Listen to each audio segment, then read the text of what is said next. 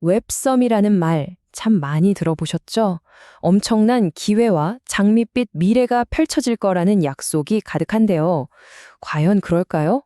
오늘은 바로 그 웹섬의 이상과 현실, 그 아슬아슬한 경계에 서 있는 두 네트워크의 이야기를 통해 그 속을 한번 깊숙이 들여다보려고 합니다. 자, 오늘 우리가 함께 떠나볼 여정은 이렇습니다.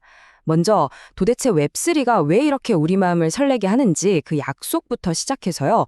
누구나 정말 쉽게 참여할 수 있다는 이상적인 비전을 한번 살펴볼 거고요. 하지만 곧바로 현실로 돌아와서 아주 복잡하게 얽힌 실제 사례를 파헤쳐 볼 겁니다. 그리고 이 모든 것들이 결국 더 큰 신뢰의 문제와 어떻게 연결되는지, 마지막으로 이 비전과 현실 사이에서 우리는 무엇을 봐야 할지 짚어보면서 마무리하겠습니다. 네, 첫 번째 이야기입니다. 웹3의 약속. 사실 이 모든 것의 시작은 아주 단순한 감정에서 출발해요. 바로 나만 뒤처지는 것 같은 기분 말이죠. 혹시 모든 파티에 항상 늦는 것 같다는 기분 느껴보신 적 있나요? 이 질문이 정말 핵심을 찌르는 것 같아요. 인터넷을 켜면 온통 누군가는 새로운 기회를 잡아서 대박이 났다는 소식 뻔인데 정작 나는 그 파티가 어디서 열리는지도 모르는 기분이랄까요? 바로 이 소외감, 이 FOMO가 수많은 사람들을 웹3의 세계로 이끌고 있는 겁니다. 한번 생각해 보세요. 우리가 매일 스마트폰을 들여다보면서 스크롤하고 게임하고 영상을 보잖아요. 이 모든 활동으로 쌓이는 데이터, 그 가치는 전부 누가 가져가죠? 맞아요. 바로 플랫폼 기업들입니다. 정작 가장 많은 시간과 노력을 쏟아붓는 우리 자신에게는 아무것도 남지 않는다는 것. 바로 이 문제의식에서 새로운 웹3 네트워크들이 출발하는 겁니다. 자, 그렇다면 우리의 시간과 노력이 보상받는 인터넷은 과연 어떤 모습일까요? 인터링크라는 네트워크가 제시하는 아주 흥미로운 비전을 통해서 그 이상적인 그림을 한번 살짝 엿보겠습니다. 어때요? 정말 믿기지 않을 정도로 간단하죠? 뭐 지갑을 만들어라, 복잡한 암호를 적어둬라 이런 말이 하나도 없어요. 그냥 앱 다운받고 얼굴 인식으로 진짜 나라는 걸 한번 인증하고 매일매일 간단한 미션만 하면 끝! 마치 출석 체크하는 게임처럼요. 내 활동이 그냥 사라지는 게 아니라 차곡차곡 가치로 쌓이는 거죠. 기술적인 장벽을 아예 없애버린 거예요. 사실 인터링크가 그리는 그림의 진짜 매력은 바로 이 부분에 있습니다. 겉으로 보기엔 그냥 친숙한 앱인데 그 안에 ITLX라는 지갑이 살짝 숨겨져 있는 거죠. 사용자들은 뭐 복잡하게 공부할 필요 없이 그냥 앱을 쓰다 보면 자연스럽게 암호화폐 자산을 경험하게 되는 거예요. 그리고 가장 중요한 건 여기서 내가 꾸준히 활동한 기록 자체가 나중에 진짜 가치를 가질 수 있는 나만의 디지털 자산이 된다는 겁니다. 봇이 아니라 진짜 사람들의 활동만이 가치를 만든다는 거죠. 자, 지금까지는 정말 꿈 같은 이야기였죠. 하지만 이렇게 멋진 청사진이 현실 세계에서는 과연 어떻게 펼쳐질까요? 이제 시선을 돌려서 이미 수천만 명의 사용자를 확보한 파이 네트워크의 사례를 통해 그 거대한 성장 뒤에 숨겨진 아주 복잡하고 긴장감 넘치는 현실을 한번 마주해 보겠습니다. 지금 파이 네트워크의 상황을 보면 정말 빛과 그림자가 극명하게 교차하고 있습니다.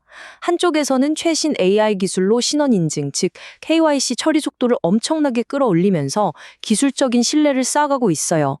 그런데 바로 그 다른 한쪽에서는 창립자들이 소송에 휘말리고 핵심 기여자들에 대한 보상은 미뤄지고 외부 규제 압박까지 받는 등 심각한 문제들이 동시에 터져나오고 있는 거죠. 말 그대로 살얼음판을 걷고 있는 형국입니다. 이 논란의 한가운데에는 창립자들을 향한 소송이 자리 잡고 있습니다. 여러 가지 혐의가 있지만 그중에서도 가장 심각한 건 무려 20억 개의 파이코인을 몰래 팔아서 시장을 조작했다는 주장이에요. 이건 커뮤니티가 오랫동안 쌓아온 신뢰라는 가장 중요한 자산을 뿌리채 힘댈 수 있는 정말 치명적인 의혹입니다. 아직 법정 다툼이 진행 중이지만 이런 의혹이 있다는 사실만으로도 네트워크의 미래에는 아주 짙은 안개가 낀 셈이죠. 설상가상으로 이 네트워크의 기반을 닦는 데 가장 큰 공을 세운 사람들, 바로 KYC 검증자들에 대한 보상이 2026년 1분기로 공식적으로 연기됐습니다.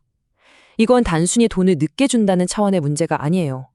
네트워크를 위해 헌신한 커뮤니티의 열정에 찬물을 떼었는 결정이고 생태계 전체의 동기부여를 심각하게 저해할 수 있는 아주 위험한 신호라고 볼 수 있습니다. 그런데요, 사실 파이 네트워크가 겪고 있는 이런 신뢰의 위기가 비단 이 프로젝트만의 문제는 아닙니다.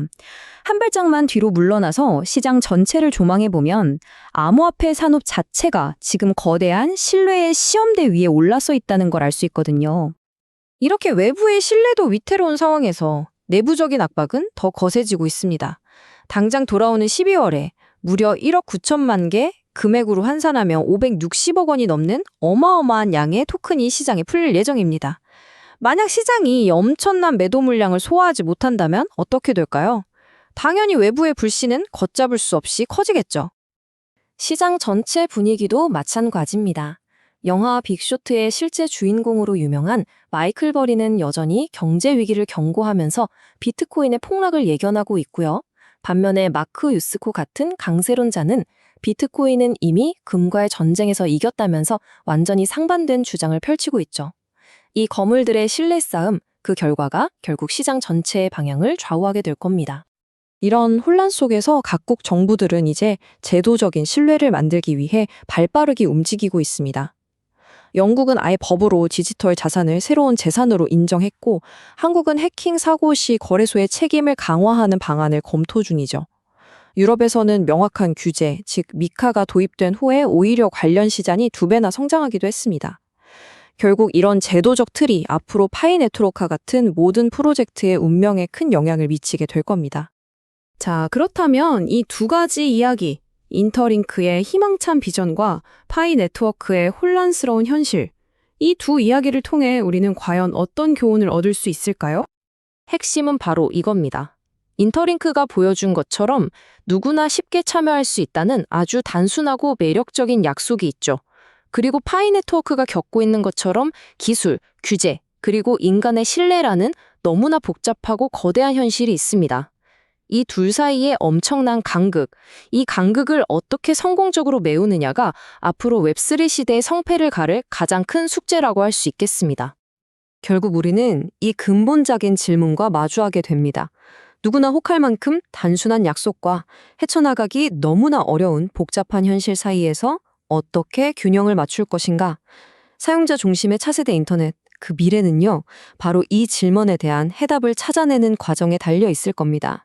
그리고 우리는 바로 지금 그 거대한 여정이 펼쳐지는 순간을 목격하고 있는 것이죠.